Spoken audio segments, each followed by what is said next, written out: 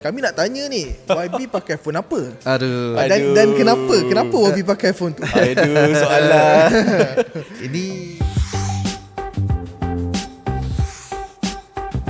Hai guys, Assalamualaikum. Korang kembali lagi dalam Wiser, iaitu kita ada dalam segmen ngeteh. Tapi hari ni sebenarnya kalau kau tengok, kita ada tetamu yang sangat istimewa pada hari ni. Pertama sekali, iaitu kita ada Aidil, iaitu Abang Aidil daripada Pendakwah Teknologi. Tetapi juga kita ada seorang lagi yang aku rasakan memang agak sangat istimewa, iaitu YB Chang Lekang, iaitu daripada Kementerian Sains, Teknologi dan Inovasi, iaitu MOSTI. Apa khabar YB? Baik. Sihat, Selamat pagi Afiq. Ya? Selamat pagi Aidil. Selamat pagi YB. So hari ni YB, kita sebenarnya kita akan borak-borak santai, kita akan sembang-sembang santai tentang macam-macam soalan ni YB kita ada. Banyak ni, Boleh, banyak soalan boleh. ni. Banyak soalan. Kita Okay? bersedia ni YB. Tapi sebelum tu YB boleh ceritakan sikit tak macam mana sebelum YB menjadi seorang menteri?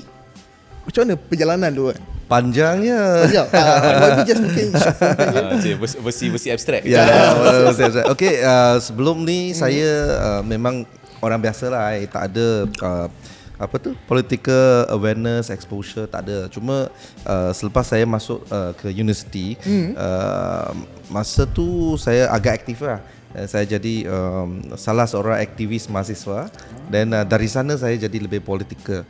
So saya ada baca news, ada dengan kawan-kawan, ada bincang tentang politik semasa negara. So dari sana lah. Dan lepas itu I keluar dari universiti, I join parti lah, Parti Keadilan Rakyat.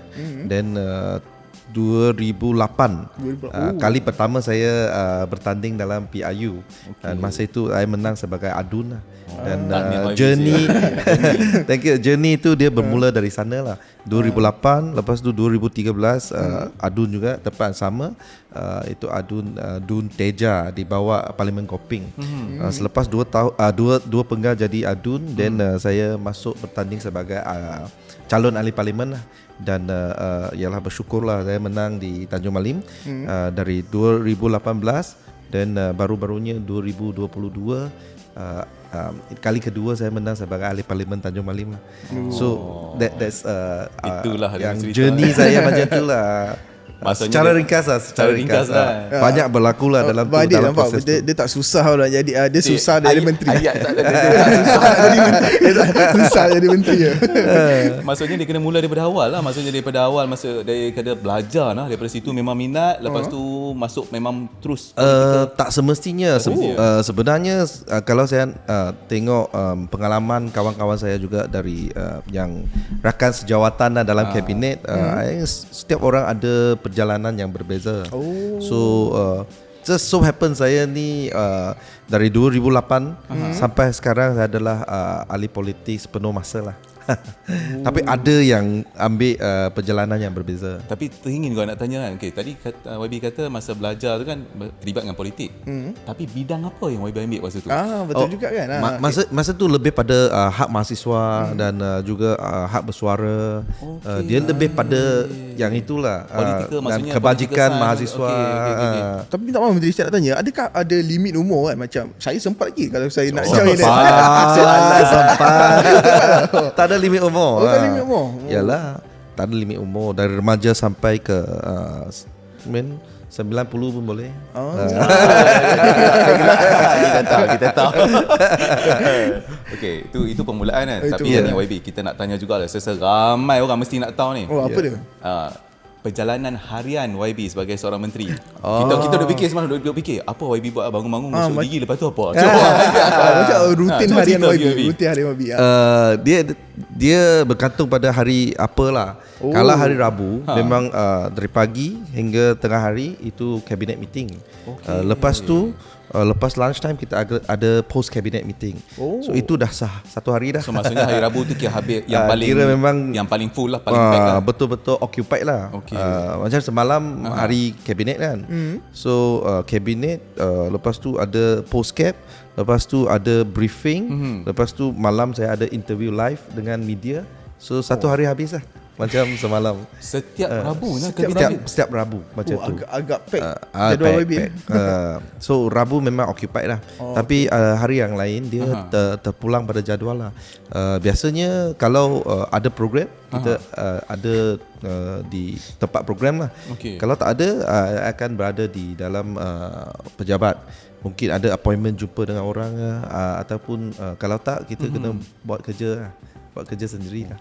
So because there are so many adalah cabinet paper nak baca ataupun sendiri nak sediakan cabinet paper juga. Betul. Maksudnya memang sentiasa sibuk lah. Sentiasa sibuk. Dia Saya bukan normal 9 to 5, dia memang sentiasa 24/7. Tak.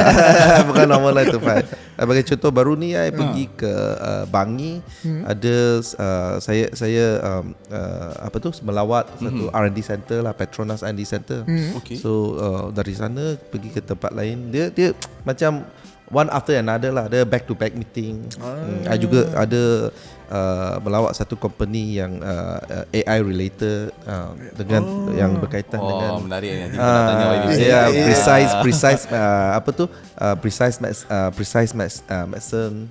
Dia dia selalu ada benda-benda macam tu lah, ataupun ada expo. In fact all this happen in this week. I pergi satu MTDC there's exhibition tentang teknologi baru. So dia macam tu lah, ada keep coming. Then ada kalanya kita ada mesyuarat yang bersama dengan kementerian lain. Dan ada juga town hall.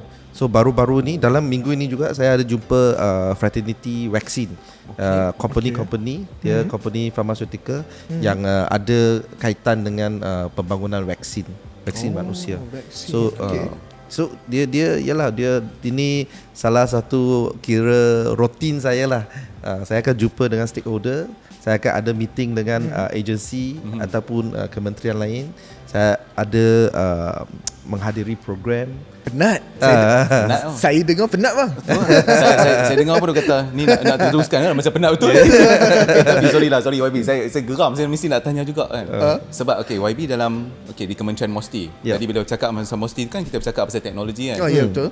Jadi kita tahu sebagai seorang manusia ni kita tak boleh nak tahu semua benda tau. Tapi apabila YB berada sebagai seorang menteri kan, tambahan bila ada kat Kementerian Teknologi, kita bercakap pasal teknologi tu, inovasi dan sebagainya. Macam mana YB nak catch up dengan semua benda yang nak dicerita? Sebab orang assume menteri mesti tahu semua. Kalau tak tahu tu tak boleh jadi menteri. Memang payah lah. Satu just nak cope dengan ilmu dia. Satu lagi nak cope dengan ekspektasi rakyat, ekspektasi kaki tangan kerajaan dan lain-lain. So saya ambil masa agak panjang juga untuk cope. Dan sekarang mungkin saya tak berani cakap saya sudah saya sudah arif dengan semua benda lah, tapi at least kurang-kurangnya lebih faham apa yang berlaku dalam kementerian saya. Dan in fact memang banyak secara jujur lah, saya rasa bukan senang lah nak cope. Sebab walaupun menteri dia tidak perlu tahu tentang benda-benda yang teknikal. Betul. Tetapi at least you kena tahu what is it. Dia secara umumnya apa itu. Dan sebab menteri ataupun ahli-ahli politik dia kena membuat keputusan. So untuk setengah pihak dasar ataupun hala tuju, kita kena beri hala tuju ataupun direction lah. So you kena tahu apa itu, dan baru you boleh bagi direction. Betul. Takkan you sendiri tak faham ekosistem, you tak faham apa teknologi itu, then you bagi hala tuju. Bahaya tu. Satu bahaya, yang kedua kena hentam. Ya. Lagi kata apa lah. That's why bila saya tengok Mosti ni, I baru masuk lah, saya pun rasa susah lah, memang susah. Banyak saya bagi contoh, walaupun saya ni background science, saya engineering, tapi bila I masuk, I tengok kita ada jabatan atom, Jabatan Tenaga Atom, Jabatan Nuklear. Saya ada nanotechnology. MIMOS is about E&E, electric and electronic and electrical and electronic. Dalam tu ada AI, blockchain semua. Then kita ada kimia. So kita ada angkasa. So, all sort of yang science related punya bidang. Saya mungkin tak perlu tahu secara detail, secara teknikal, tetapi saya perlu tahu secara keseluruhan lah, supaya apa-apa keputusan dia akan lebih tepat lah dan lebih membantu lah. So that's why saya ambil masa yang agak panjang lah untuk saya memahami semua tu. Ada bioteknologi juga. Orang ingat senang nak jadi menteri nasional. Saya nak jadi menteri itu semuanya. Kan faham dia kata. Banyak step dia tu kan. Step tu banyak, tanggungjawab pun banyak. Ya, betul. Okey bang, macam mana bang? Kita nak try dengan soalan pertama bang. Boleh, teruskan. Oh, baru soalan pertama. Itu baru macam tu macam bunga-bunga baby. Okey. Sekarang YB dah berpeluh dah. Okey. Kita terus masuk Okey, ke abang Adi nak tanya bang? Tak apa, teruskan tu. Okey bang. Okey YB, kalau kita tengok Datuk Seri Anwar Ibrahim ada mengeluarkan kenyataan yang kerajaan akan mewujudkan 5,000 syarikat startup menjelang 2025. Jadi kami ingin nak tanya YB lah, apa peranan yang dimainkan oleh MOSTI untuk perkara ini? Ya, sebenarnya salah satu area of concern ataupun fokus bidang fokus MOSTI adalah tentang startup berkaitan dengan teknologi. Dan apabila Datuk Seri Anwar Ibrahim sebut tentang 5,000 startup tu, dia berkaitan dengan satu roadmap yang kita sudah di bawah MOSTI lah, kita sudah lancarkan, iaitu dia super lah, nama dia super short form. Ini adalah startup roadmap. Dan dalam tu memang target kita menjelang tahun 2025 kita nak ada 5,000 startup dan berkaitan dengan teknologi. So saya rasa memang semua ni on track. Sebab sekarang 2023 ialah sudah hujung tahun lah. Betul. Yang sudah register di bawah Cradle, kita ada satu portal untuk startup, My Startup tu. Dia ada satu portal yang register semua startup yang teknologi related lah. So sekarang sudah 3,800 dah.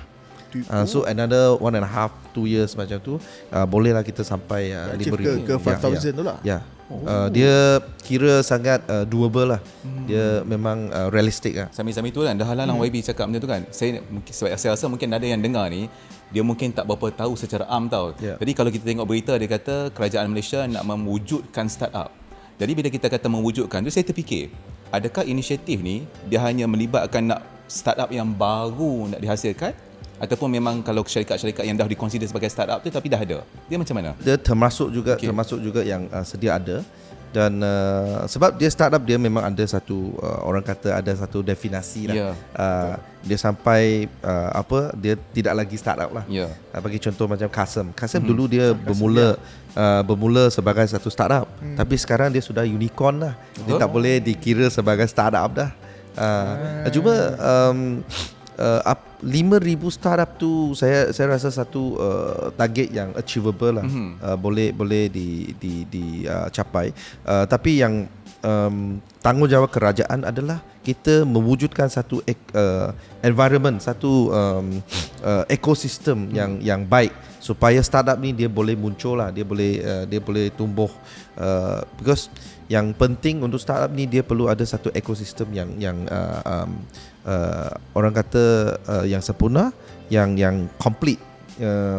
Dan sebab kalau environment kita tidak menggalakkan startup itu orang kata flourish ya, kalau dia tidak membenarkan startup tu flourish, dia susah.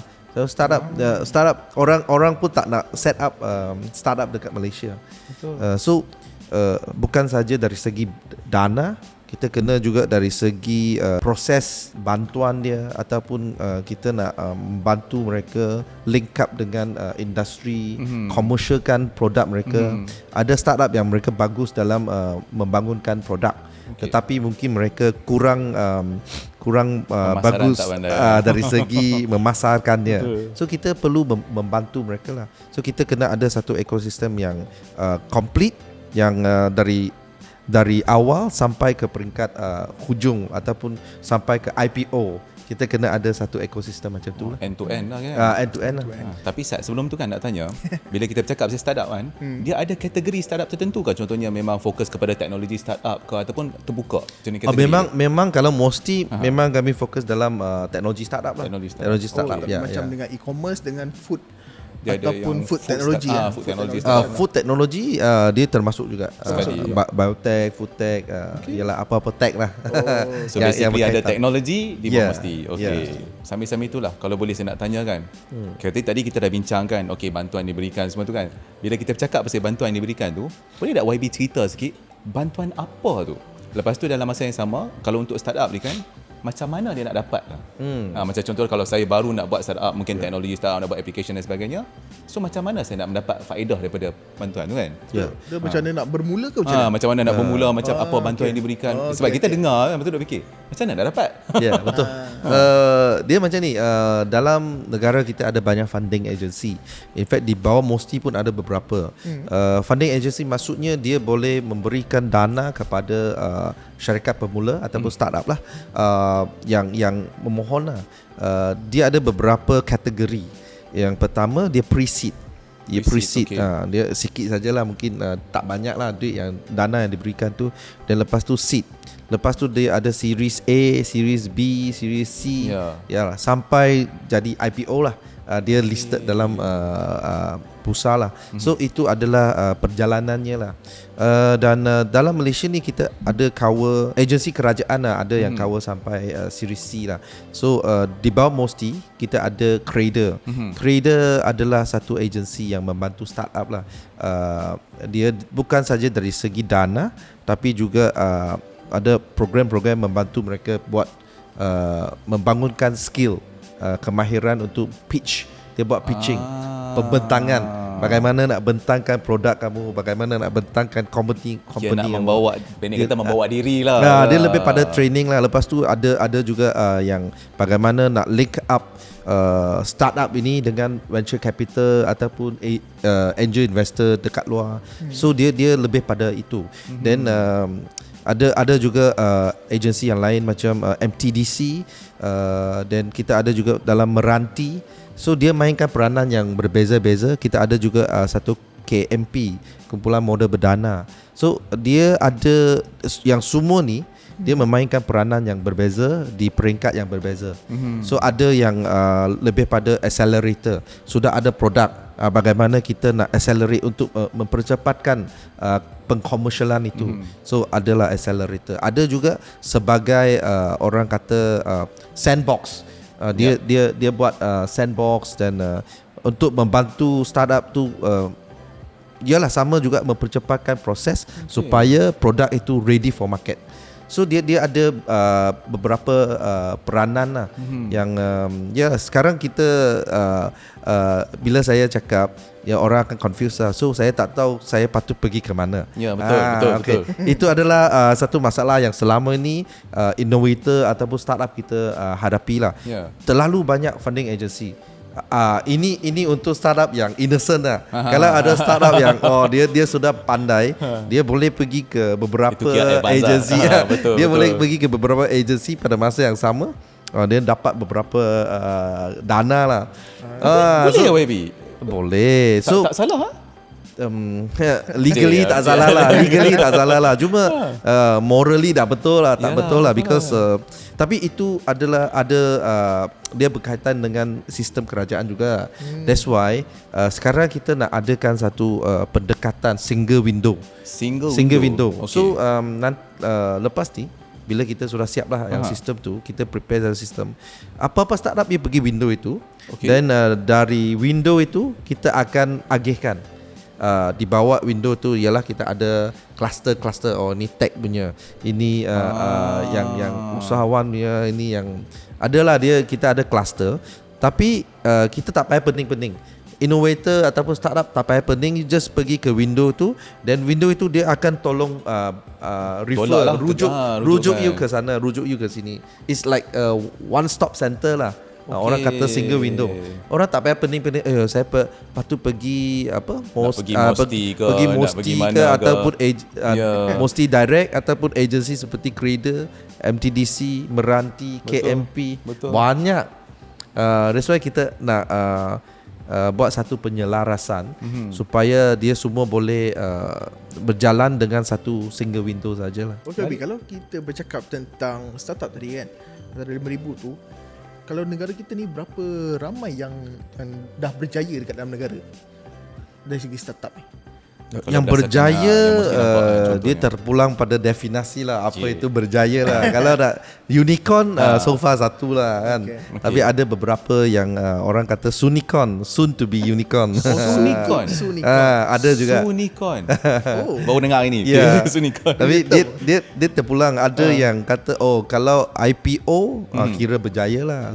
So dia terpulang. Tapi ada I mean ada yang jadi unicorn memang tak banyak, satu aja. Tapi ada beberapa itu dalam lingkungan sunicorn yang sudah listed pun ada juga. So quite a number. In fact saya boleh cakap di sini, saya rasa orang Malaysia ni sangat berbakat. Cuma peluang saja.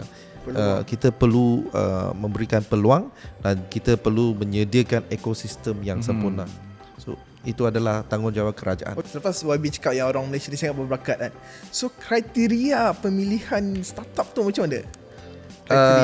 Maksudnya pemilihan startup tu nak beri dana. Yes. Kalau kami nak minta kan tiba-tiba. Teringin nak tahu macam mana yang dipilih tu kan, macam mana dia pick. Dia lebih pada sudah masuk teknikal lah.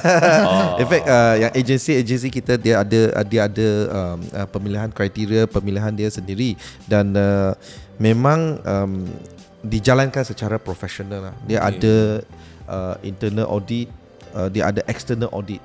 So, maksudnya memang tara lah. Memang tara. Bukan suka-suka hati datang minta kita tak dapat. Sebab yang pertama kita tahu startup ni dia peluang berjaya tu rendah. Betul. Dia tak tinggi.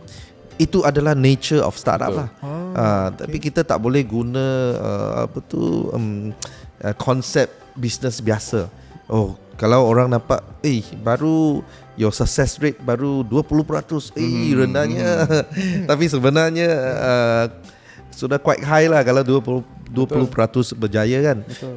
Itu satu. Yang kedua, startup ni dia lebih pada orang yang dalam ekosistem ni dia baru faham lah. Kalau that's why kita akan ada technical team untuk buat due diligence atas teknologi dia, produk dia, sama ada dia boleh sama ada agensi ni nak bagi ke atau tidak. Because duit itu dia ada orang kata lecehnya nak dapat duit, banyak proses. Tapi sebab duit itu adalah wang itu wang rakyat. So kita kena ada apa jugalah amanah, kita diamanahkan untuk agihkan dana. So kena berhati-hati jugalah. Cermatlah. Kalau senang dapat orang tak hargai. Betul juga dia itu. Kalau dia kena usaha betul-betul dapat baru dihargai. Ni kalau minta dapat terus. Lagi kalau dia fail dia tak kisah. Betul. Dia senang sangat bang dapat. Kita dah bersembang pasal katakanlah startup, kita dah cakap pasal inovasi kan. Okay, sekarang ni bila kita cakap pasal startup, mesti kita akan tahu startup dia sama ada dua. Dia sama ada menghasilkan produk ataupun dia memberikan servis kan. Dan tadi YB cakap kita dah ada banyak startup kan. Okay, saya dah ni saya rasa macam soalan sensitif lah. Tapi saya nak tanya juga. Dia sensitif, lepas tu mungkin kalau orang dengar tu mungkin macam terasa ni kan. Okay, dia macam ni. Kita ada banyak produk, kita ada banyak services kan. Tapi persoalan dia kan, kenapa rakyat Malaysia ni, saya tak cakap semualah, tapi kenapa kadang-kadang kebanyakannya dia tak kenal produk-produk yang dihasilkan tu. Tak jumpa, tak kenal, tak guna. Kenapa? Apa isu dia? Menarik. Saya rasa yang saya rasa dia lebih pada branding. Sebab saya perhatikan lah, dalam ekosistem startup ini ada banyak jugalah syarikat yang dia berjaya di luar negara. Produk dia memang bagus lah. Even luar negara pun dia nak produk kita. Tetapi dalam negara sendiri dia sebab branding ke apa ke, so orang macam tak tahu sangat. Ada yang produk yang berjaya tapi orang tak rasa ini buatan tempatan, ini teknologi tempatan. Dia nampak international. dia dah kita tak wawalkan lah yang kita tak hebahkan yang itulah. So I ingat branding tu kita kena ada juga. Dia part of commercialization lah. Dia part of commercialization lah. Tapi kalau produk ataupun servis memang ada yang excellent lah, yang dia tip top lah. Kalau kita kata bila YB cakap tu saya pun nak tanya tolong senarai sikit YB. Tapi tak boleh, saya kata bahaya. Nanti saya jadi macam saya buat iklan untuk iklan syarikat tiba-tiba lah, kata promotion ni YB. Tapi memang startup kita memang ada yang sangat-sangat bagus. That's why saya baru-baru ni, in fact ujung bulan Jun lah, saya melancarkan satu program, nama dia My STI. My STI. Dia macam satu pengiktirafan. Kalau yang company ataupun produk dapat logo My STI yang akan dikeluarkan oleh Meranti, kita akan buat due diligence. Lepas tu dia akan dapat satu logo yang membuktikan bahawa company ini adalah company Malaysia. Teknologi yang digunakan itu adalah homegrown teknologi, teknologi tempatan. So dengan logo itu dia akan dapat keutamaan dalam government procurement. So dalam apa-apa pembelian dari agensi kerajaan ataupun kementerian, dia akan diberikan keutamaan. Ini adalah salah satu cara untuk kita membantu startup negara kita lah. Sebab ramai inovator ataupun banyak startup mereka mengadu bahawa produk mereka bagus, tetapi selalunya diiktiraf oleh luar negara dulu, then baru balik ke pasaran Malaysia. Kerajaan sendiri tak iktirafkan. So dia macam satu boomerang lah. Dia kena keluar, lepas tu balik. Ini strategi boomerang. Saya rasa ini juga satu masalah lah. That's why kami dari Mosti, kami melancarkan satu projek My STI ini dengan kerjasama kementerian-kementerian lain lah. So sekarang adalah peringkat perintis. Kami bersama dengan 10 kementerian untuk adakan yang ini. Kalau kita dapat My STI, company ini akan masuk inventory, satu inventory kerajaan, di mana bila kerajaan buat procurement, dia akan memberi keutamaan kepada company-company ini. Sebab kalau company ni, startup ini, dia masuk, dia susah nak orang kata bersaing dengan MNC. Sebab MNC dia sudah besar, dia ada pasaran yang besar, dia economic of skill sudah tinggi, so cost dia sudah mesti dia lebih kompetitif. So sukar untuk startup kita bersaing dengan MNC ni. So kalau kita biarkan macam proses biasa, open tender, siapa harga lebih rendah dia akan dapat, dia susah. Dan startup kita tak boleh nak dibangunkan. Dia tak adil lah, Benik katanya. Kira tak adil lah. Adil untuk itu. Sama tapi tak adil. Sama tak adil. Sama tapi tak adil. Tapi tadi YB cakap, maksudnya memang dapat actual logo, macam kita kata logo pensijilan tu kan? Yes. Kita baru luluskan satu the first batch. Sudah luluskan first batch. Tapi adalah, company keep coming. Meranti akan buat due diligence. Banyak dah company tu. First batch dalam 20. Okey. Ada lagi dalam proses. Menarik. Ini cara kita membantu startup kita lah. Tapi betul. Siapa yang YB cakap tadi betul. Kalau nak lawan dengan syarikat yang dah besar, dia dah banyak competitive edge dia. Memang tak boleh nak orang kata bukan apple to apple lah. Ya, betul. Kalau kita tengok inisiatif startup ni telah dimulakan oleh Mosti sejak 2021. So apa cabaran Mosti untuk nak ke 2025 ni untuk startup? Untuk startup cabaran pertama dana lah. Kenapa gelak Dia benda besar dana. Jelas. Tapi saya faham ni dana ni dia resources never enough lah kan. Betul. Berapa besar dana pun dia memang orang rasa tak cukup. So dana memang satu. Cuma saya rasa yang kedua adalah ekosistem tu. So ekosistem tu saya rasa tak complete lagi lah, sebab tak banyak VC venture capital yang berminat dalam market kita. Adalah tapi tak cukup besar, dan banyak dia akan ke negara lain kan, negara jiran. So dia startup ekosistem tu dia ada bergantung pada dana juga, tapi juga galakan kerajaan.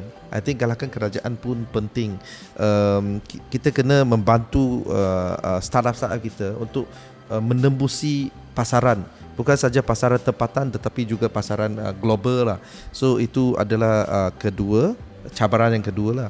Yang ketiga saya rasa juga lebih pada inovator lah, ataupun company startup tu, sebab ada yang inovator tu dia sangat bergantung pada kerajaan, tetapi dalam startup ekosistem ni dia tak boleh terlalu bergantung pada dana kerajaan. As I say, dana kerajaan dia terhad.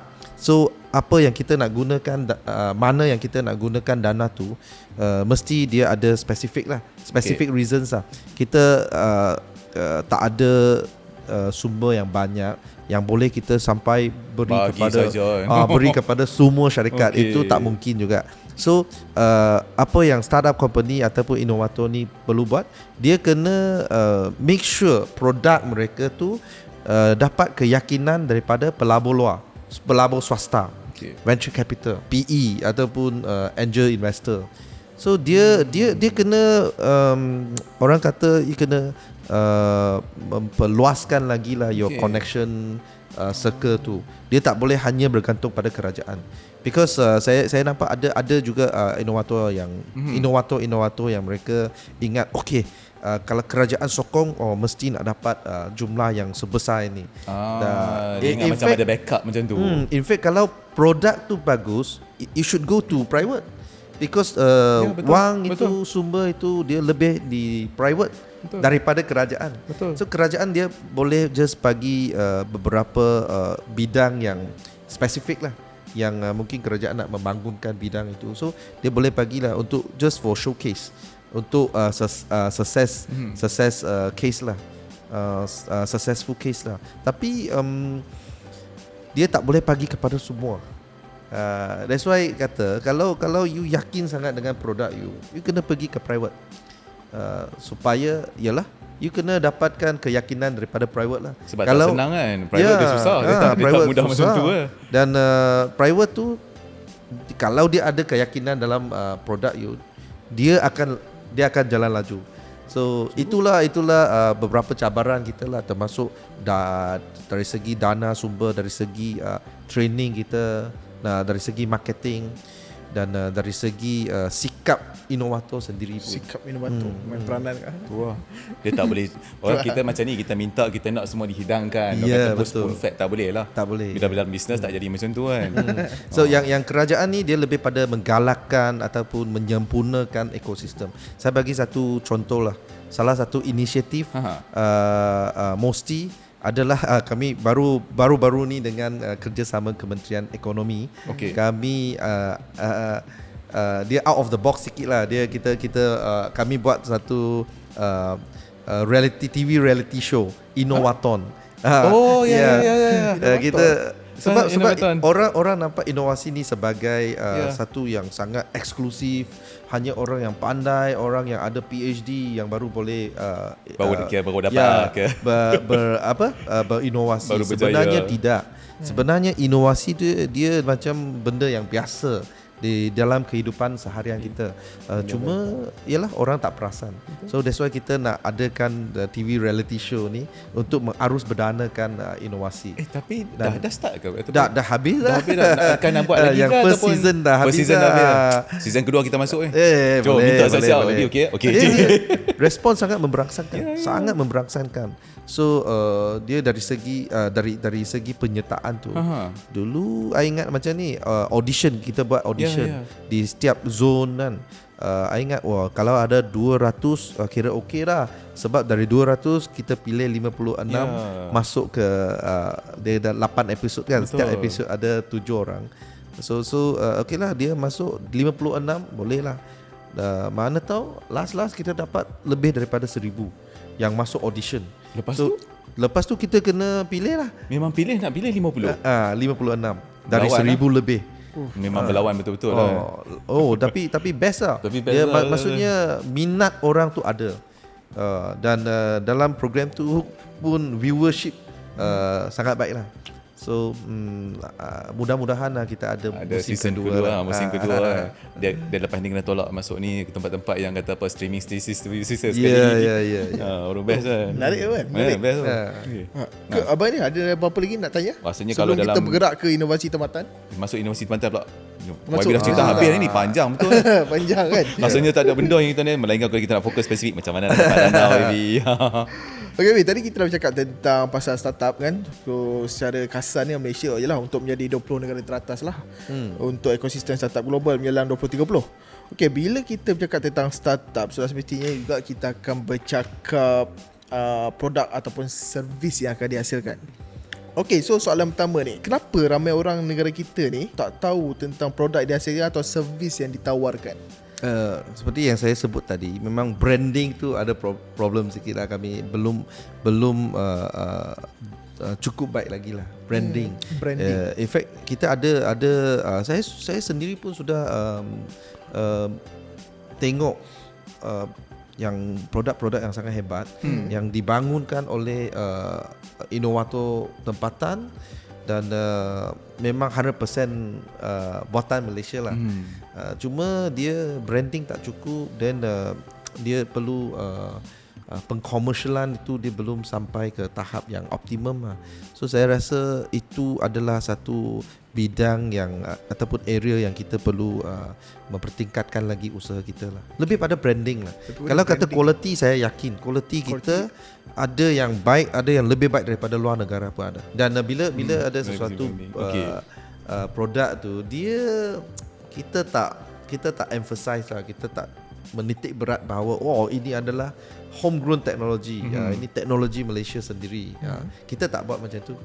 Kita just orang tengok macam just another product. Branding ni dia macam lebih kepada macam mana orang tu tak marketkan secara meluas ke macam mana? Betul. In fact that's why dalam agensi kita pun selain daripada memberi dana, kita juga memberikan latihan bagaimana nak pitching, bagaimana nak brand kan.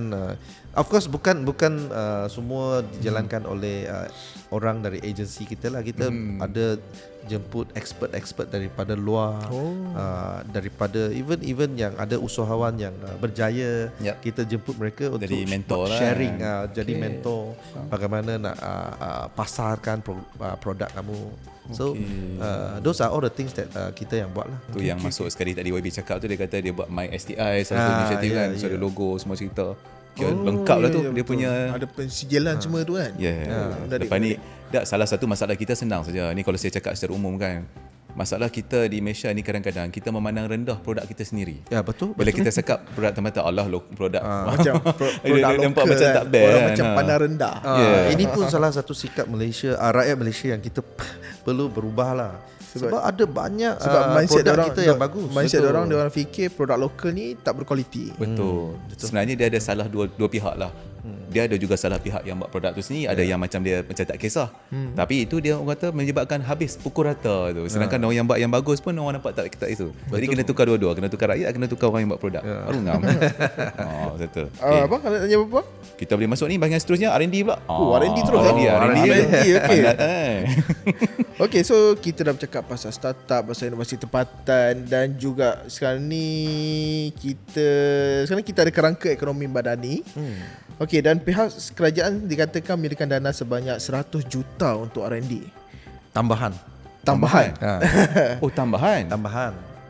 So kenapa kerajaan Madani macam mementingkan research and development ni? Ya, sebelum pengumuman yang amat berhormat Perdana Menteri itu, tahun ini kita diberikan 428 juta untuk R&D. Tetapi bukan semua kepada Mosti lah. Sebab dalam R&D ni dia ada dua dua bidang lah.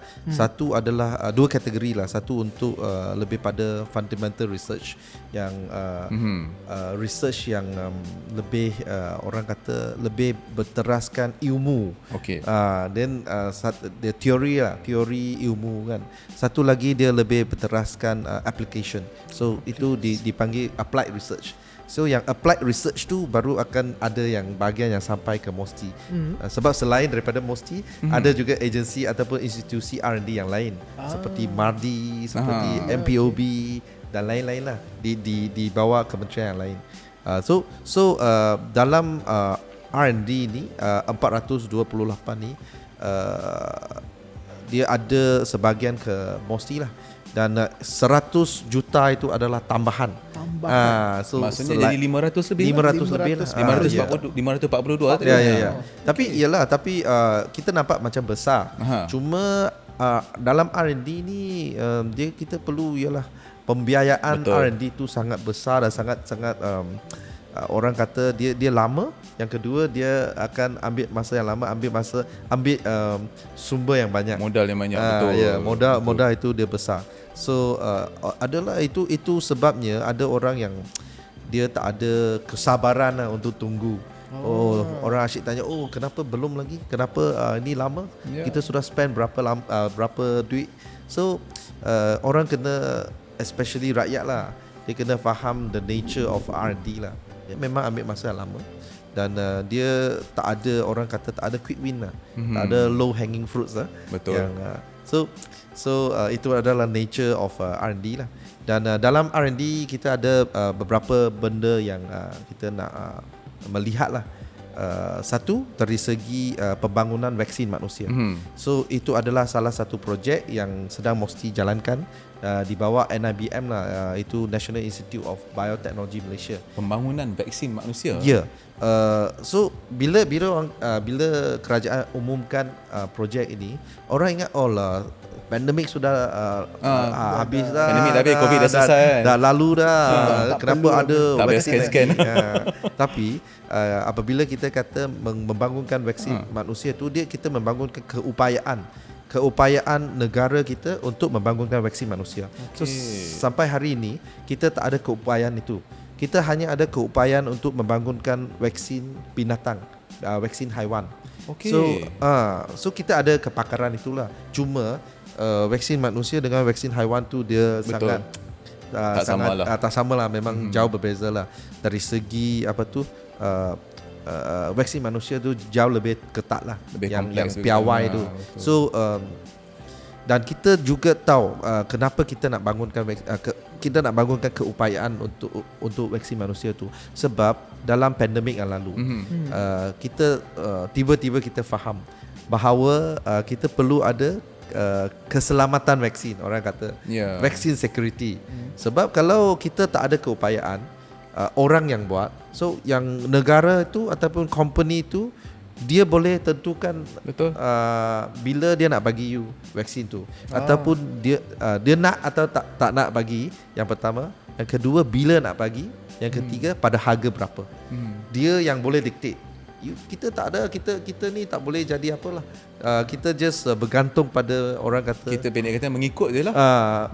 Kita mercy dia lah, kita at their mercy lah. Betul. So ini sangat bahaya untuk satu negara. Ini amat bahaya lah. That's why selepas COVID ini kita rasa salah satu R&D yang kita perlu banyak melabur adalah dalam membangunkan keupayaan untuk membangunkan vaksin manusia. Dan sekarang kita memang ada beberapa partner lah untuk kita sama-sama bangunkan lah. In fact ada banyak lagi vaksin, walaupun tak pandemik pun kita harap adalah kita boleh bangunkan vaksin seperti banyak vaksin, macam-macam. Ada cancer vaksin, ada yang dengue vaksin kan. Even vaksin yang biasa pun, yang biasa sebelum ni mungkin kita ambil dari luar kan. Tapi itu adalah salah satu R&D lah, bidang R&D yang kita bila YB cakap pasal vaksin ni, saya ingin nak tanya, bila cakap pasal vaksin manusia tu, kalau sekarang ni R&D, agak-agak dalam berapa lama sebelum kita boleh membangunkan tu maksudnya? Dia terpulang pada apa? Kalau mungkin produk yang lain dia boleh cepatlah 2-3 tahun Okey. Dan dia juga terpulang pada berapa pelaburan yang kita masukkan. Adakah dia Tapi kalau vaksin manusia, dia perlu dalam 7 hingga 10 tahun. So itu yang kita tengok dia main target tu dalam 10 Adakah tahun. sebab vaksin manusia dia begitu kompleks? Dia satu, dia kompleks. Yang kedua, proses tu kita tak boleh nak simplify. Sebab proses itu dia memang ada piawaian lah, dia ada standard. Dan standard ini bukan standard Malaysia, ini standard international. So kalau you nak bangunkan vaksin manusia, you perlu ada beberapa Memang banyak lah. stage lah, peringkat pra-clinical, clinical, dan baru boleh jadi vaksin. Dia boleh jadi vaksin. Dan semua tu dia memang ada satu masa yang yang sudah ditentukan lah. Okey, dia bukan suka-suka hati kata tu. tak Dia boleh memang suka-suka memang ada hati. masa dia tertentu dan ada proses Dia dia. macam bang, kita tak boleh buat, kita tiba-tiba nak try buat ke tak boleh kan? That's why dia akan ambil masa yang panjang. Vaksin social media nak dapat view yang tinggi kan. Tadi YB ada cakap yang sebahagian pada orang kata apa funding ataupun kewangan tu diberikan kepada pembangunan vaksin kan. Apa lagi kategori lah secara umumnya yang diberikan fokus ni dalam R&D ni?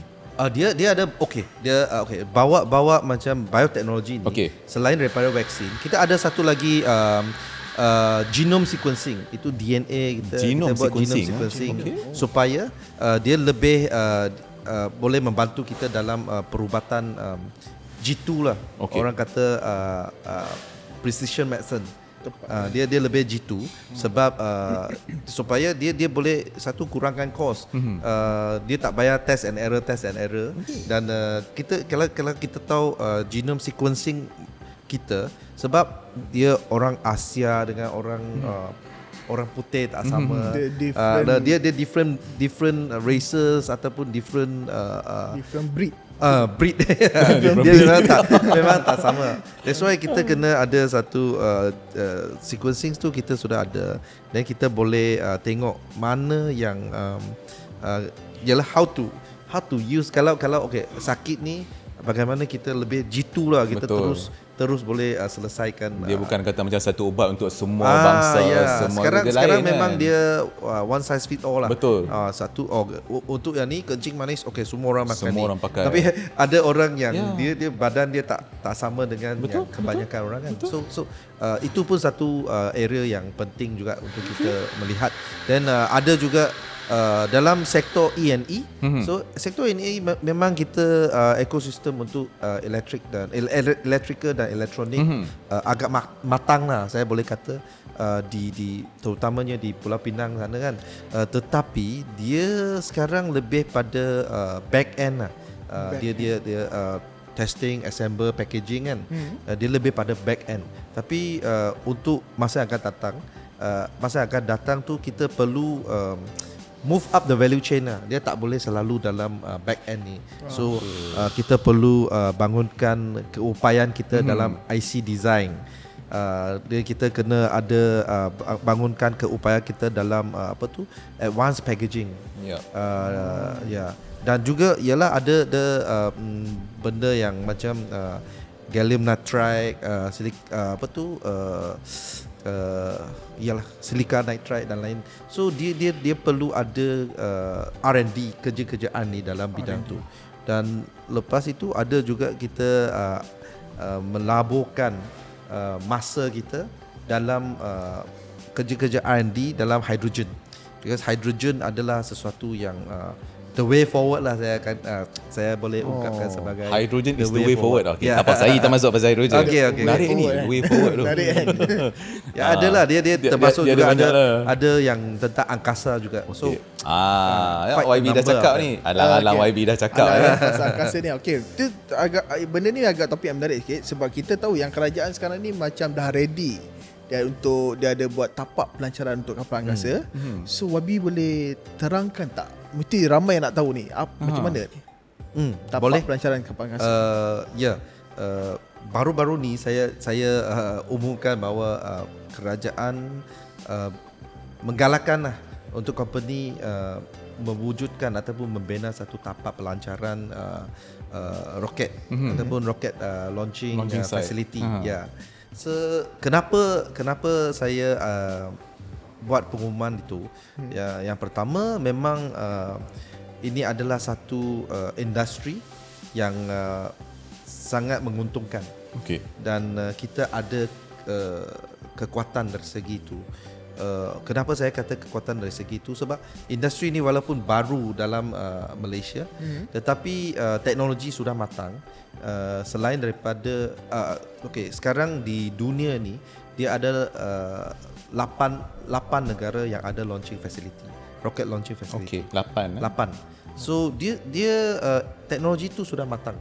Dan untuk Malaysia ni kita nak banner tapak pelancaran.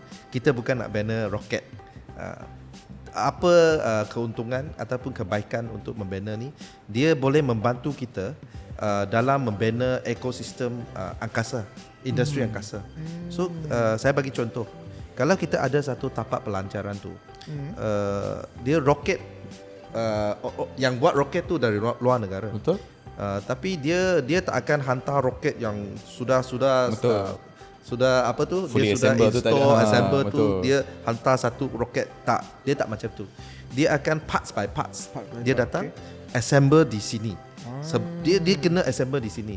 So kalau kita tak ada tapak pelancaran tu, dia tak akan ada industri assemble roket lah. Dan kalau di sini ada industri untuk assemble roket, then orang-orang kita boleh dapat peluang pekerjaan yang berkemahiran tinggi, yang berteknologi tinggi dan gaji tinggi. So ini adalah satu high skill, high wage job lah. So kita ada peluang untuk menyertai industri ini, dan juga kita akan ada peluang untuk menyertai seperti assemble satellite. Walaupun kita sekarang kita tak ada keupayaan untuk buat satellite sendiri. Betul. Tapi kalau kita ada rocket launching pad ni, kita akan ada company yang dia nak assemble satellite dia di sini. Dan ini memang boleh membantu kita mewujudkan satu ekosistem lah. Walaupun orang kata mana ada kepakaran, orang Malaysia mana ada kepakaran. Tapi jangan lupa, kita apa-apa industri pun kita ada satu titik permulaan. So dulu kita apabila kita buat kereta kan, Proton, buat kereta pertama, orang kata mana you ada kepakaran tu. Memang tak ada. Kita sangat bergantung pada teknologi Jepun pada masa itu kan. Kalau nak kata kita ada engineer yang boleh buat kereta, tak ada orang percaya lah. Tapi hari ni Proton, saya tak ambil contoh syarikat lain lah, tapi Proton dia pekerja dia lebih daripada 90% adalah orang tempatan. That's why dia ambil masa yang panjang untuk kita bina keupayaan itu, develop keupayaan itu. So engineer Malaysia ni dia boleh pergi merata tempat di seluruh dunia. Selagi dia ada company pembuatan kereta, engineer kita layak sebab kita sudah ada experience di sini. So sama juga industri untuk angkasa. Kalau kita ada tapak pelancaran roket tu, dia akan membantu kita membina ekosistem tu. So slowly but surely dia akan ada, kita akan ada pakar dalam industri ni. In fact, kalau saya boleh kongsi dekat sini, kita ada 3 university, sekarang 4 dah yang ada khusus aerospace engineering. USM, okey. UPM. Cik bangga saya datang USM. USM, UPM. Saya pun bangga saya dari UPM. Menteri dia. Yang ketiga UIA. Lepas tu ada satu yang baru lah, UITM. So USM, UPM, UIA dengan UITM. Ada ni aerospace engineering, khusus aerospace engineering. Dan so you see dalam USA lama dah, sejak 90-an sudah ada. Dan semua graduan yang keluar dia tak kerja dalam aerospace sebab Malaysia tak cukup. Sayanglah. Tak cukup peluang pekerjaan itu. Adalah yang kerja tapi tak ramai. Yang kebanyakan dia tak kerja dalam field yang sendiri, bidang sendiri, ataupun dia kerja di luar negara lah, dalam bidang sendiri tapi di luar negara. Nama dia dahsyat, YB, Kejuruteraan Aero Angkasa. Betul. Tapi sayang lah kita tak ada industri tu untuk membantu kita, anak-anak kita untuk dapatkan pekerjaan di Malaysia. So saya rasa ini adalah sesuatu yang kita nak bangunkan.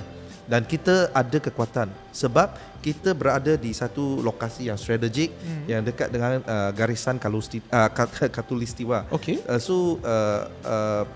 Yang kalau dekat dengan garisan Khatulistiwa, dia akan menjimatkan kos untuk rocket fuel. Sebab dekat dengan orbit. Dia akan jimat rocket fuel dan untuk pelancaran tu dia akan mengurangkan kos pelancaran lah. Dan market tu besar.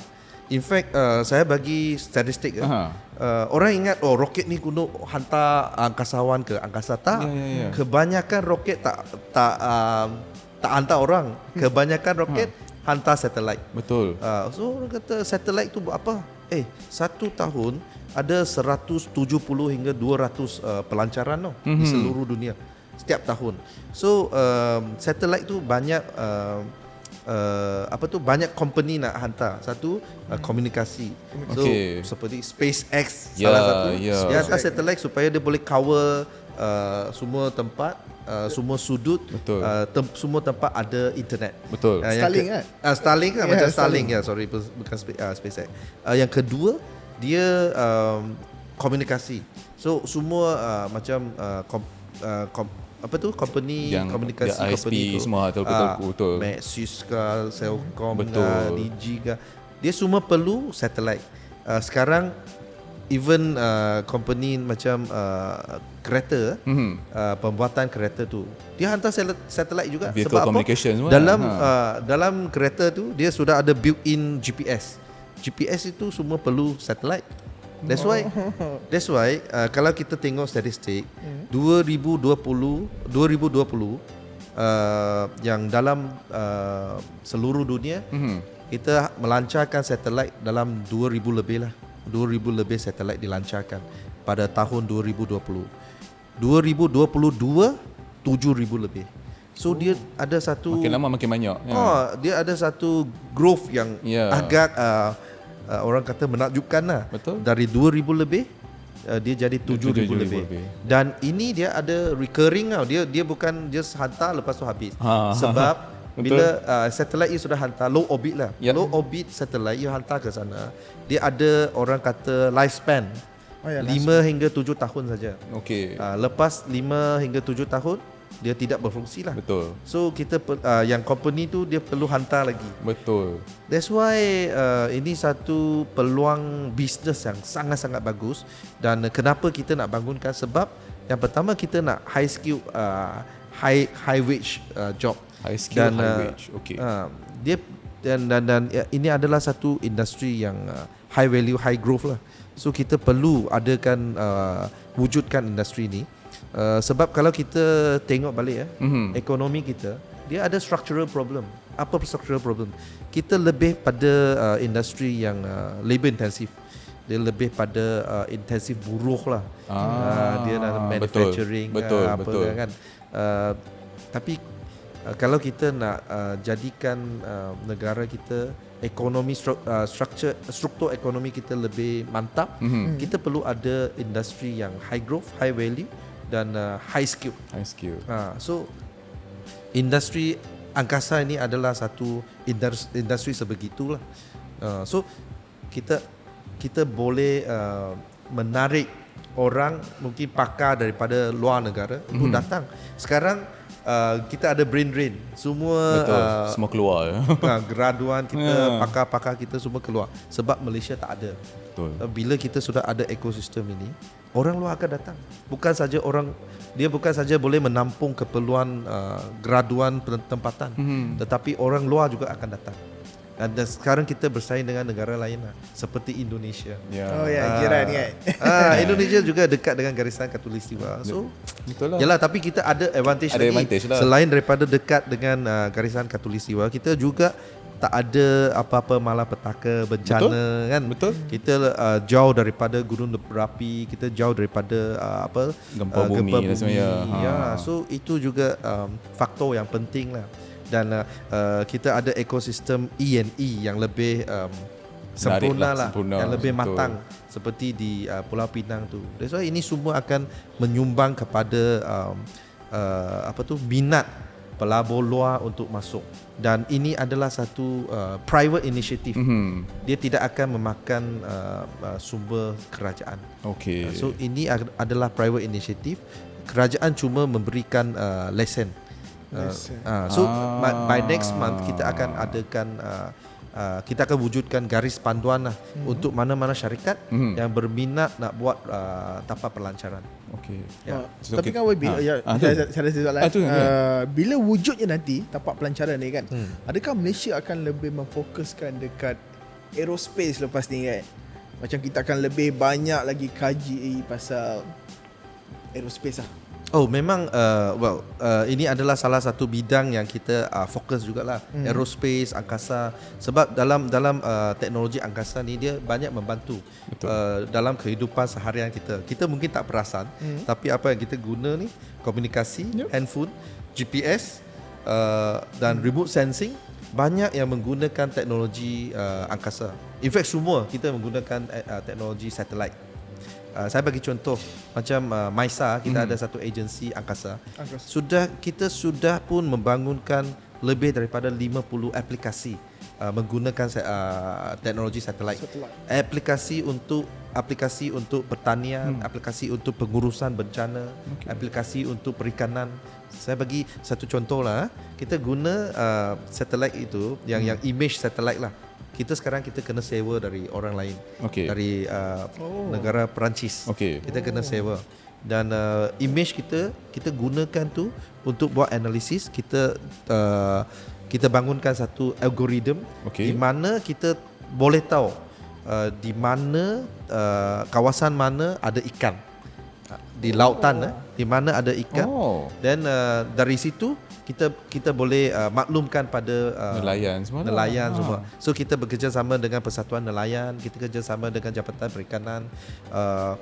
Yang ini kita akan maklumat ni kita akan bagi mereka lah. Tapi sebab maklumat ini hanya boleh digunakan untuk 3 hari. Sebab dia akan berubah kan. Betul. So lepas 3 hari kita akan update sekali lagi. So itu adalah salah satu aplikasi yang kita gunakan untuk memanfaatkan rakyat lah. Menarik. Benda ni menarik. Kita tanya soalan last dalam bahagian aero angkasa kan. Ni soalan ni dia paling penting sekali. Kan tadi kata YB cakap aero angkasa ni boleh mendatangkan keuntungan kepada negara kan. Bila cakap keuntungan saya terfikir agak-agak lah kan, berapa banyak yang negara kita boleh dapat apabila katakanlah benda ni dah matang tu. Kalau kami memang kalau kita boleh membangunkan macam tapak pelancaran tu dan menjelang tahun 2030 kami mostly lah kami jangka value of industry itu dalam 10 bilion ringgit. 10 bilion ringgit dan akan ada peluang pekerjaan baru sebanyak 5,000. Itu menjelang tahun 2030. So dia banyak lah macam rocket assembly, satellite assembly, testing, satellite testing. Ada juga macam dia bukan saja perlukan kepakaran dalam aero angkasa. Dia perlu juga pakar dalam E&E. Betul. Dia juga perlu pakar dalam mechanical dan lain-lain. So dia akan membantu industri inilah dan juga pada masa yang sama memberikan impak secara langsung, impak positif lah secara langsung pada ekonomi negara. Jadi kita kena tekankan kat sini tau, sebab ramai orang mungkin salah faham. Dia ingat kita nak buat tapak pelancaran roket, dia ingat buat tapak. Sebenarnya kita bukan nak buat tapak, kita nak buat ekosistem lah aero angkasa kan. Bukan saja nak buat tapak, bukan tapak dengan saja. wujudnya semua tapak sekali. Ekosistem itu akan dibina lah. Menarik tu YB. Menarik tu. So agak-agak YB, bila macam rakyat Malaysia boleh nak tengok tapak pelancaran. Dari segi pembinaan tu sekiranya diberi kelulusan hari ini. So hari ini kalau kita berikan kelulusan hari ini dalam 2 tahun dia boleh 2 tahun? 2 tahun ya. Tetapi tapi dia akan ada proses juga. Tak boleh kita hari ini bagi kelulusan. Betul. Sebab dia kena buat feasibility study, dia kena buat EIA semualah. Dan kita kena make sure impak alam sekitar tu dia tidak akan memberikan kesan negatif lah Jadi pendek kata panjangnya dalam 3 ke 5 tahun tu kalau tidak ada apa-apa memang dah boleh nampak lah antara permulaan dia. Betul. Oh, tak lama dah tu. Tak lama lah. Tak lama. Tapi kita kena yakin lah dengan keupayaan teknologi kita. Betul. Memang kita ada. Betul. Kita ada kepakaran, kita ada. Yalah mungkin kita perlu pinjam teknologi dari orang lain juga. Betul. Tetapi dalam proses ini dia akan ada teknologi transfer. Dia akan memberikan manfaat kepada orang kita juga. Okey. Menarik. Dia kalau patut kita buat satu show pasal aero angkasa. Macam-macam nak tanya. Sebab dia aero angkasa ni dia luas. Betul, macam-macam benda. Macam-macam ada kata tuan. Yelah, problem dia bila orang kata angkasa, dia ingat alah, you ni orang beras mahal lah, apa saya guna duit untuk buat tapak pelancaran roket. Betul. Tapi saya nak terangkan sekali lagi, kita tak gunakan duit rakyat sebab ini adalah private initiative. Cuma kita galakkan. Maksudnya kerajaan start demi inisiatif tu, start demi proses. Okay. Kita galakkan supaya company tempatan boleh kerjasama dengan partner antarabangsa dan akhirnya wujud satu tapak pelancaran roket di dalam Malaysia.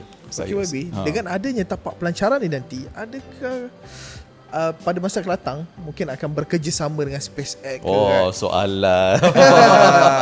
Okay, nama company kita tak sebut tapi banyak saya boleh kata banyak company yang berminat. Ada bukan saja dari US, ada juga dari China, ada juga dari Russia, ada juga dari Europe. Tapi itu kami terpulang pada company tempatan yang nak kerjasama dengan siapa lah. Dan untuk kerajaan kita hanya lihat sama ada dia boleh mematuhi garis pantuan kita atau tidak. So sekarang kita nak beralih kepada hidrogen. Iaitu baru-baru ni nanti akan ada kita, tak lama lagi kita akan ada Hydrogen Economy and Technology Roadmap, iaitu HETR. Apa sebenarnya ekonomi hidrogen ni YB? Boleh explain sikit tak YB? Boleh.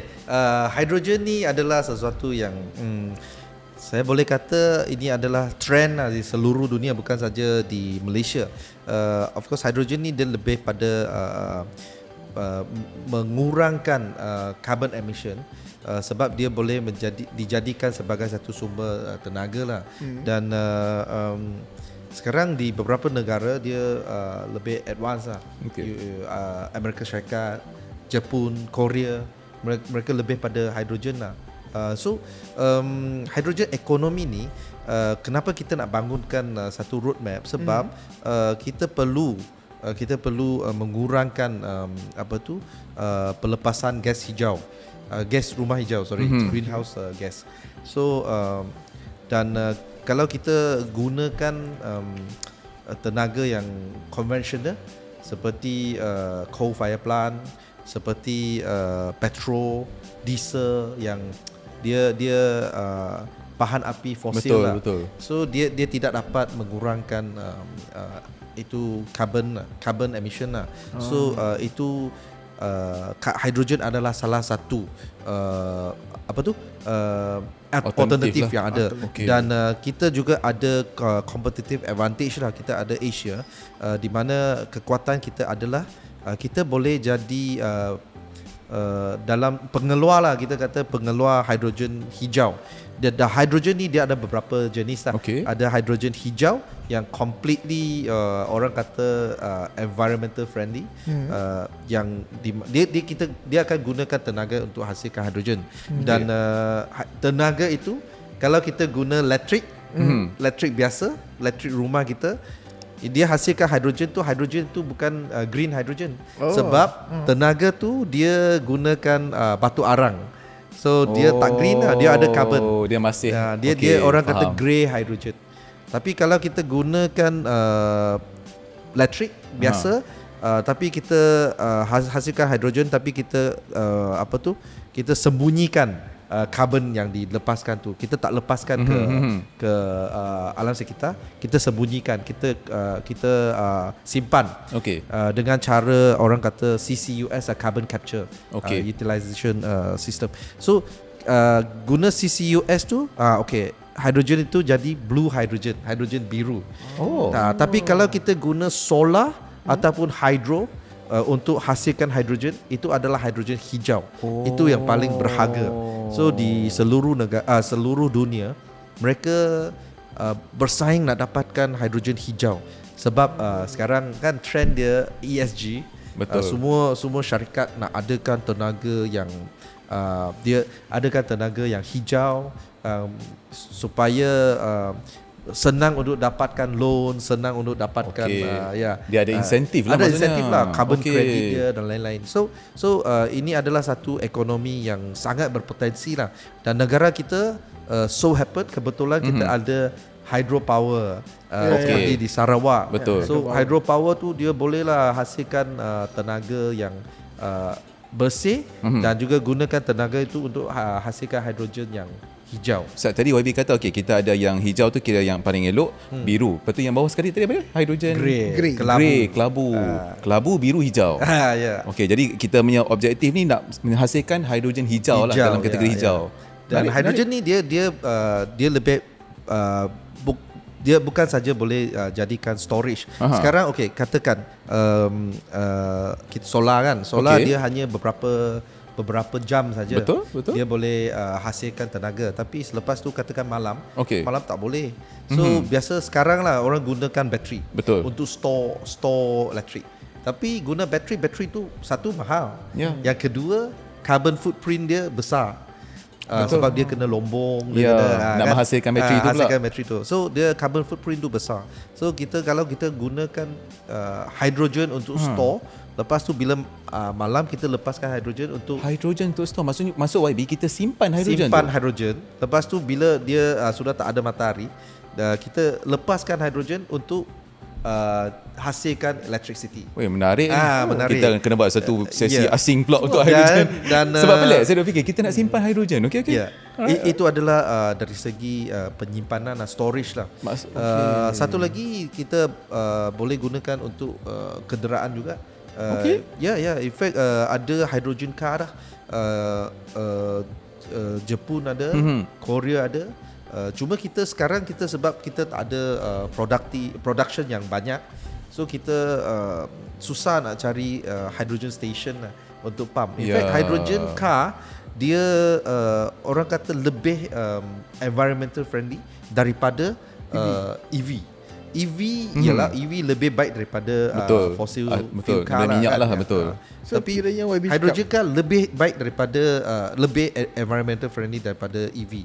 Sebab EV tu dia guna bateri yang yang besar. Dan hydrogen car dia just kita guna hydrogen, lepas tu guna tu untuk jadikan cuma proses nampak macam YB kata tadi memang macam pam minyak lah. Pam minyak. Nampak macam pam minyak tapi dia bukan minyak. Dan dia lebih cepat. Dia macam kita pam minyak jugalah. Ambil masa berapa minit. Dia bukan macam bateri nak charge kan kena tunggu mungkin 5 minit lah, 10 minit lah, setengah jam dah terpulang boleh charging kan. Itu adalah advantage hydrogen car ni lah. Cuma kita sekarang kita tak cukup untuk production yang banyak.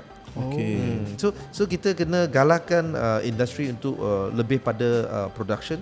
Bila sudah ada production, memang dia boleh membangunkan satu ekosistem lah. So then baru kita boleh import kereta hidrogen. Then baru kita boleh dia kena tanya ni sebab kita nampak kan YB kata roadmap tu kita baru nak buat kan. So cadangannya dalam bulan depan nak dilancarkan. Bulan depan kita nak lancarkan lah. Jadi saya kena tanya dia lah. Saya minta maaf saya nak kena tanya YB kan. Kita baru nak lancarkan roadmap tu. Macam mana kedudukan Malaysia ni kalau nak dibandingkan dengan negara jiran ke negara lain ke dalam teknologi hidrogen, ekonomi hidrogen? Dia lebih kurang setaraf lah sebab ini adalah satu teknologi yang agak baru lah.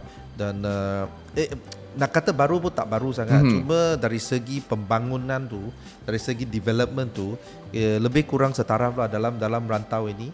Yang kita tahu Indonesia pun dia ada minat untuk menceburi dalam bidang hidrogen ini.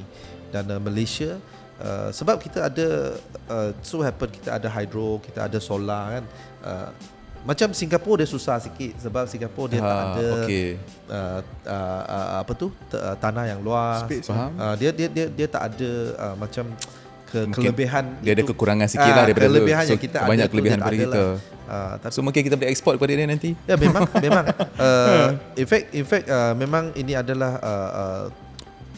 maklumat kita lah ataupun objektif kita nak jadi pengeluar hidrogen hijau pengeluar hidrogen hijau. Okey. Tapi itu adalah orang kata long term grand plan kita lah. Oh, so dengan jangka panjang lah. dengan adanya plan YB jangka panjang ni, adakah benda tu akan menggantikan petrol? Soalan dahsyat. Memang sebab ini adalah satu inisiatif ataupun usaha ke arah itulah. Kita nak tapi bukan sekarang lah. Saya secara jujur, kita tak nampak dalam jangka masa yang pendek kita boleh katakan menggantikan kereta petrol lah ataupun menggantikan petroleum, tapi itu adalah sesuatu yang lebih pada jangka panjang lah. Long term sebab lah. pada hari ini kos pengeluaran itu masih tinggi, especially hidrogen hijau tu. Dia masih tinggi lah. Cuma saya rasa bila kita sudah skill up, dia akan kurangkan kos. Dia macam industri biasa lah. Bila you baru start, dia memang mahal. Tapi betul. Bila you skill up, lebih banyak pengguna, dia akan makin kurang. Dan ini adalah sesuatu yang kita nak lakukan. So saya jangka lah, mungkin dalam 10-20 tahun akan datang, mungkin kita akan ada 30% EV, 30% hydrogen car, 30% yang fossil fuel masih. Ya. Tapi betul lah, idea lah kita tengok macam mana nak beralih bergerak peralihan daripada EV ke sekarang ni pun take time juga kan. Betul, lama bertahun, bukan tahun-tahun, berpuluh tahun. Dia transition itu dia kena ambil kira banyak faktor lah. Orang kata sekarang EV kita ada satu target by 2040 menjelang tahun 2040 kita nak ada at least 38% EV on the road. Orang kata 38% EV. Sikitnya orang kata tengok negara lain semua sudah apa. Tapi kita kena ambil kira juga dia social impact tu besar. Betul. Kalau kita semua hari ini semua jadi EV. jadi EV. Pertama, mekanik kita cukup tak? Sebab mekanik kita sekarang kita hanya tahu buat kereta ais. Betul. Internal combustion tu. Betul. Yang kedua, ramai orang akan hilang kerja dalam industri tradisional seperti stesen minyak kan? Betul. Vendor kereta kan. So dia kena ambil satu masa yang panjang sikit supaya transition itu smooth lah. So orang kata apalah you orang tak ada ambition lah, ni lah 38%. Ekosistem pun kena ada juga kan? Nak charge dekat mana. Kalau semua kereta dah jadi EV, tak ada charge pun problem juga. Yalah, itu that's why kita kata transisi tu dia akan ambil masa yang panjang sikit lah. Apatah lagi hydrogen kan. Sekarang langsung tak ada. EV sekarang kita baru nak bangunkan. Dia buat macam ni YB, dia tak boleh bubuh 38, dia kena letak 40. Dia kalau nampak besar sekali. Aduh, menarik. Okey, sambil-sambil tu kan. Okey, ni saya nak tanya sikit lah, sebab kita tahu EV ni bukan EV, hydrogen kan. Hydrogen ni adalah macam Hawi kata tadi, teknologi yang sedang berkembang lah kan. Jadi negara kita kan, adakah kita ada sebarang negara lain yang mana kita berkolaborasi sekali lah untuk benda yang kata ekonomi hydrogen ni? Sebenarnya saya bagi contoh Sarawak. Sarawak sebenarnya dia agak ke depan dalam ekonomi hidrogen ni. Sebab stesen hidrogen pertama adalah di Kuching, Sarawak. Dan Sarawak sudah pun import satu 5 kereta hidrogen dan juga satu orang kata ART. Itu dia macam bus tapi dia bukan bus. ART. Dia macam LRT. Tapi sebenarnya dia guna roda juga. Dia jalan. Dia public transport lah yang powered by hydrogen. So dia slowly kita akan bina ekosistem macam tu supaya satu dia ada penggunanya. Yang kedua production tu dia wujudkan ekosistem lah. Dan Semenanjung Malaysia pun akan ada satu mobile hydrogen filling station. YB, saya nak minta buat satu kat Cyberjaya. Wajib. Mudah-mudahan mesti ada. Mudah-mudahan kita buat di Cyberjaya. Mesti ada. Dan bagaimana kita nak wujudkan ekosistem tu? Bila you ada station, kalau tak ada orang pump, apa gunanya kan? Betul. So kita sudah kerjasama dengan MAHB supaya kenderaan airport tu kita tukar jadi kenderaan hidrogen. Maksudnya kenderaan yang duk supporting kapal terbang tu semua yang tu kita nak pakai hydrogen. So hydrogen kita kalau vehicle. kita sudah tukar kenderaan tu jadi kenderaan hydrogen, so dia perlu hydrogen. So then filling station tu Baru ada kegunaan gunanya lah kan. Oh. Ini adalah cara kita membangunkan ekosistem lah. Okay. Tu Nak kena tanya lah YB geram ni kan. Sebab YB katakan kat Sarawak, kat Kuching Sarawak dah ada. Jadi kalau orang ramai nak tengok ni, dia boleh tengok ke ataupun benda tu masih lagi dia masih belum dia boleh dia bukan tengok. untuk general public ke ataupun boleh dia dalam satu station tu public. okey. Dia macam memang macam pump petrol pump lah. Dia ada satu tempat untuk letak macam tarik je. So dia memang dia tulis hydrogen lah maksudnya. hydrogen dia. So Okay. boleh tengok. Cuma kenderaan tu belum ada lagi. Okey. Oh, menarik ni. Kenderaan tu dia hanya sekarang dia testing lah. Dia masih dalam proses. Bangga orang Sarawak tak kita start dulu ni. Betul, Cyberjaya betul. pun tak ada lagi. Sedih YB. Betul. Kalau kita nak tengok, kita kena pergi Kuching. Tu lepas ni kita buat satu sesi kat sana lah untuk hydrogen ni. Okey, boleh. Menarik tu. Main YB. ada tanya apa-apa lagi tentang hydrogen? Habis dah rasanya. Habis Panjang dah. lebar ni. Banyak nak tanya tapi kau tanya sampai esok tak habis ni. Okay, so kita akan bergerak ke bahagian yang terakhir lah, iaitu tenaga nuklear. Oh, ini kira habis.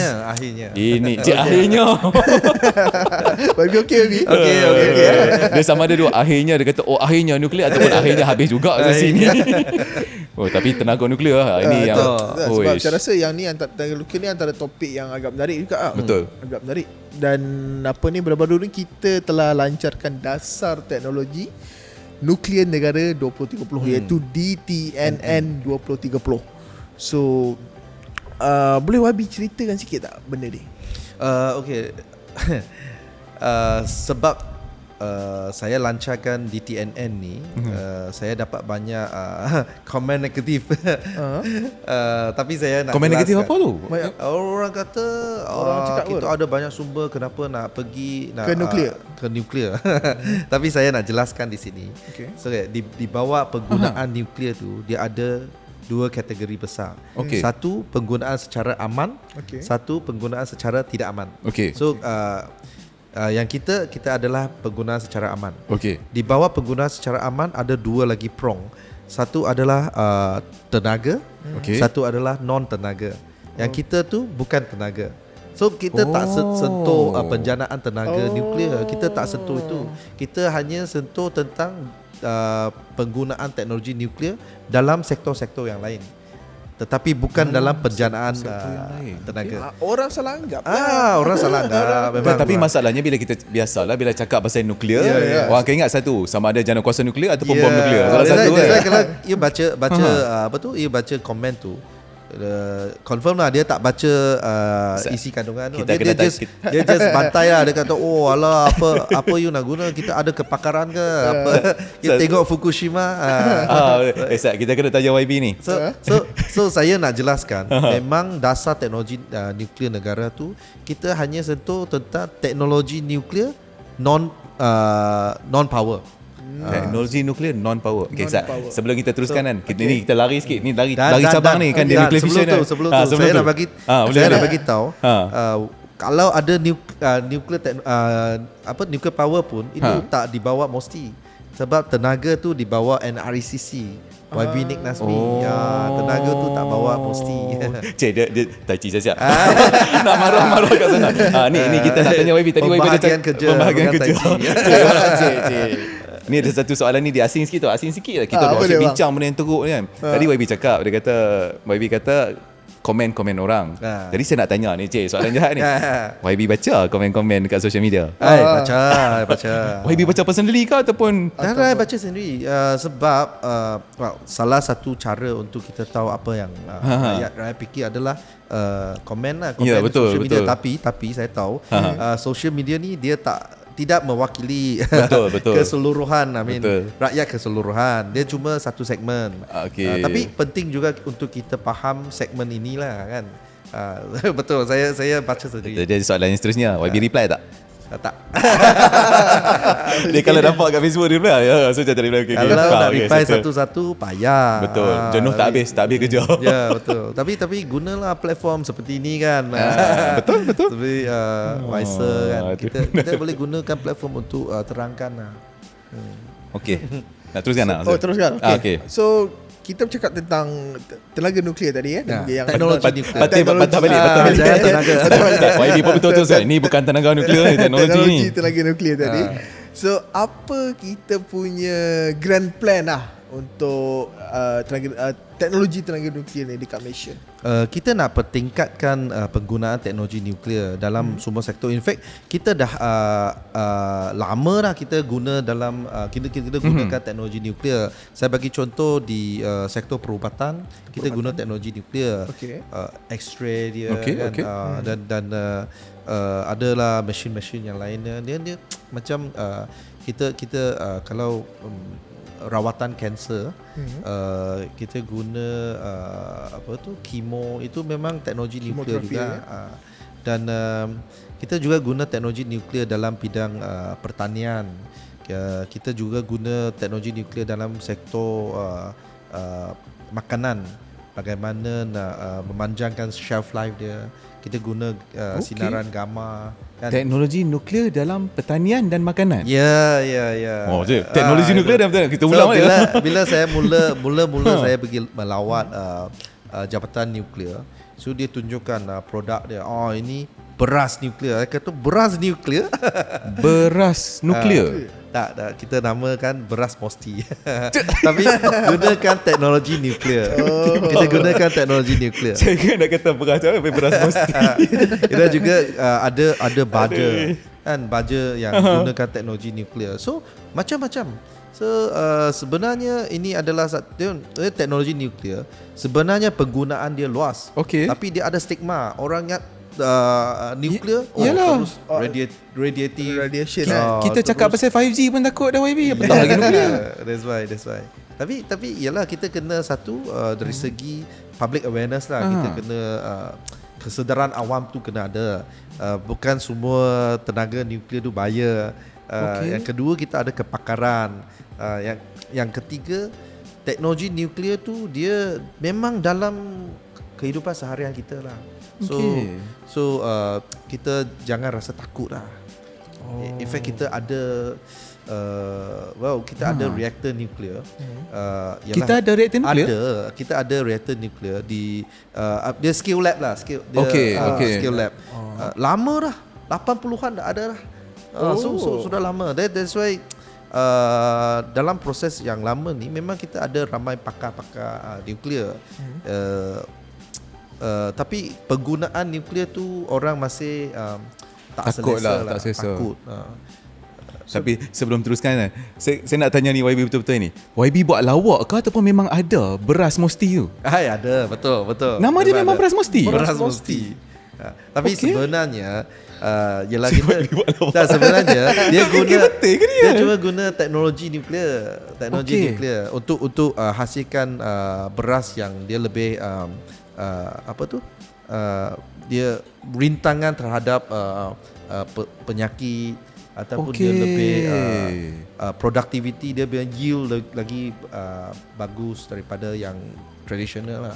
Beras tu dah akan dikomersialkan ke macam mana? Kau dah jual dah? Dah sudah ada di pasaran dah. Tapi nama bukan beras mosti lah. Itulah saya geram dia dah fikir beras mosti kat mana tak pernah nampak pasal. Kita buat packaging kecil untuk beras mosti. Tapi untuk door gift sajalah. Tapi betul-betul tu kami nak kena minta lah. Ada lagi kan? Dia beras tu dia ada brand yang lain lah. Dia ada branding dia. Tapi ada di dalam pasaran lah. So dia beras tu dia ada nama dia. Kita ada buat coding IS21. Beras IS21. Dia boleh bertambah yield dia lah. Dari satu hektar kita boleh tambah productivity dia. Tapi selepas itu kita buat satu lagi IS22. Dia lebih dia boleh dia boleh Dia tambah baik. Dia memang bertambah baik daripada iOS 21 lah. Dia guna untuk orang kata banjir pun dia boleh apalah. Oh, dia maksudnya kalau padi tu terendam ke apa ke dia tak rosak? Terendam dia tak rosak ya. Oh. Macam a new thing Tapi yalah dia gunakan sinaran gamma untuk dia tukar menyusun semula struktur. So dia macam mutant. Lebih kurang macam bila tu. YB cakap menggunakan sinaran gamma, benda pertama yang orang akan ingat adalah The Hulk, gamma radiation. Jadi dia fikir mesti saya berani jamin YB mesti gambar orang akan tanya kan, selamat ke tidak nak makan beras? Confirm ramai orang akan tanya. Sebab produk ini sudah pun dapat pengesahan dan juga award daripada international body, dari UN, dari FAO, dan juga daripada IAEA. Memang kita sudah dapat dah yang pengiktirafan tu. Tapi yang YB cakap tadi, beras tadi tu dah boleh dibeli ke ataupun dah boleh dibeli ya? Maksudnya adalah dekat ada di pasaran lah. Kita akan cari. Maksudnya yang mana ada label IS 21 ataupun 22 tu lah, itulah. Cari. Oh, okey, yang pasal nuklear tadi saya nak tanya satu benda lah.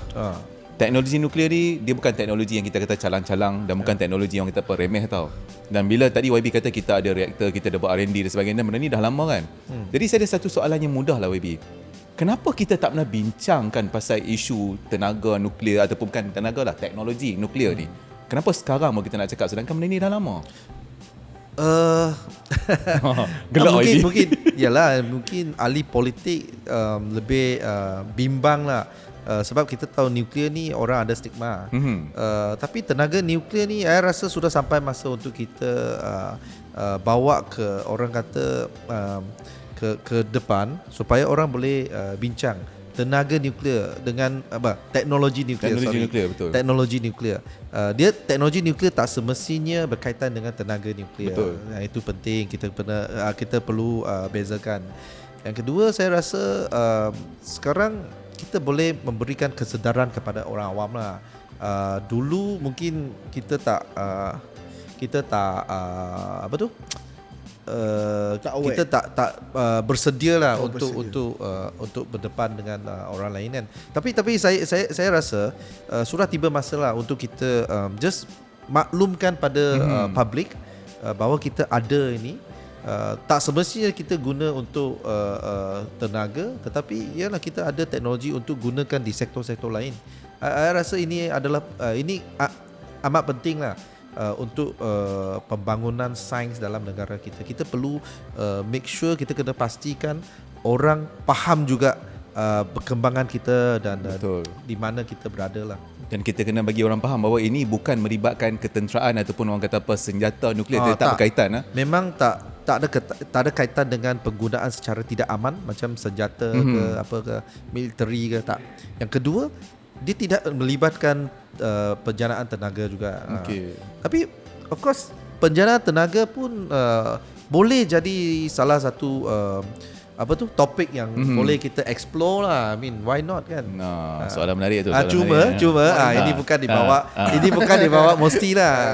YB dah claim awal. Mesti. Okay, YB, so saya ada satu soalan terakhir lah. Soalan penutup. Kita pun dah lama dah ni. Kesian kau YB. Okay, soalan penutup Okay, berkenaan dengan tenaga nuklear ni kan, YB boleh beri komen sedikit, adakah someday ataupun in the future kita akan menggunakan tenaga nuklear ni untuk penjenaan ni elektrik? Adakah kemungkinan? Ada sekarang di seluruh dunia orang memang melihat nuklear ni sebagai satu tenaga alternatif lah. Ada kekuatannya sebagai satu tenaga yang bersih, yang ada dia satu tenaga yang boleh didapati lah, dan dia senang dijana lah. Dan tapi pada masa yang sama dia kebimbangan ataupun kerisauan orang ramai tu yang menjadi satu concern lah. Sama ada kerajaan nak membangunkan atau tidak. Tapi saya rasa baik untuk kita adakan berbincangan sekarang, dan saya rasa proses R&D tu tidak boleh dihentikan. Dia kena, sama ada kita nak kita nak gunakan teknologi ini untuk menjana tenaga atau tidak, R&D tu kena diteruskan. kena diteruskan supaya kita ada keupayaan R&D itu. Tak semestinya kita guna, tetapi kita kena ada ilmu itu. So kita kena menguasai ilmu yang di mana negara lain sudah ada, tapi tak semestinya kita guna lah. So saya serah kepada menteri lain lah untuk jawab. Kita kena cari tapi menteri. Tapi untuk saya dari segi teknologi kita kena teruskan kerja-kerja R&D. Jangan kita berhentikan. Sebab ini adalah trend di negara lain juga. Mungkin bukan stesen penjana tenaga nuklear yang besar. Mungkin orang kata dalam SMR, Small Modular Reactor. Dia yang bersaiz kecil lah. Tapi I don't know, itu bukan di bawah kuasa saya lah. Maksudnya Bidang kita nak kuasa buat saya. kepakaran tu biar ada di negara kita. Jangan kita hentikan terus. Kita kena make sure kita ada kepakaran. Betul. Ya. Okay. Wah, menarik tu. Terima kasih banyak YB. Terima kasih. Abang Thank ada you. apa-apa lagi? Dah penutup dah tu itu. Nak tanya boleh tanya macam-macam. Kesian kau YB duduk tunggu 2 jam ni. Okey, Babi, sekarang kita dah sampai ke penutup. Okey, sebelum tu kan Wiser ni memang terkenal kan dari segi smartphone kan, review smartphone. Kami nak tanya ni, YB pakai phone apa? Aduh. Dan kenapa YB pakai phone tu? Aduh, soalan. Ini bolehlah saya guna handphone biasa aja. Handphone biasa tu. Ini iPhone lah. iPhone berapa? Saya pun tak pasti. Tak pasti. Ini apa? 13 ke 14? Dia sebenarnya nak test Wiser tu. Ada tahu 13 ke 14? Saya nampak macam 14 Pro Max Ya. ataupun 13 Pro Max. Saya tak pasti. Dia katanya YB suka iPhone lah. saya pakai handphone lah. So YB memang suka pakai sebab dia kena dengan ciri-ciri YB ke macam mana? Tak, sebab untuk kita senang nak hubungi komunikasi lah. Saya ni tak particular untuk brand mana ke apa, tidak particular. Cuma saya perlukan satu device lah untuk supaya boleh senang untuk hubungi orang. Saya ada satu soalan lagi ni. Sila. Saya bagi soalan last. Pasal phone okey, macam phone YB, phone menteri ni, adakah dia special sikit yang berbanding dengan phone yang macam tak saya adalah, punya? mana ada special. Pokok lah macam dia kata Mana tak tahu. boleh kena hack. Tak boleh kena hack. Tak ada lah. Maksudnya saya ingat biasa. saya ini yang mungkin memang lagi orang hack. Lagi senang orang hack. Dalam mana tahu menteri ada special apps ke yang tak ada. tak boleh kena hack. Kan kita tengok kadang-kadang dalam movie kan macam telefon macam contoh kalau KS ada presiden phone dengan lain, mungkin PM ada yang lain kot. Saya menteri tak ada lah. Okey, so sekali saja itu saja dari segmen Ngeteh hari ini bersama YB Chah Lekang daripada Kementerian MOSPI. Dan juga terima kasih juga Abang Adil daripada Terima kasih Pendakwah Teknologi. banyak sebab sudi menyemput. Terima kasih banyak sebab datang dekat segmen Ngeteh ni. So harapnya mana tahu boleh saya sembang lagi YB datang. Boleh. Lepas ni kita nak buat ni kita terus rumah YB pula cik. Bagi head up sikit lah. Boleh. So pada mana-mana korang ni yang masih lagi tengah tengok ni, tahniah sebab korang bertahan selama 2 jam. Tengok kita orang borak-borak kan, santai. Dengan benda-benda yang bosan. Tapi tak bosan YB, seronok ni. Bagi saya rasa memang sangat informatif lah benda Betul. ni. Banyak agak saya belajar. Oh, thank you. Banyak saya belajar. So harap kita boleh jumpa lagi. Ya. Okay guys, kita akan jumpa lagi untuk next video yang akan datang. Bye bye guys. Bye.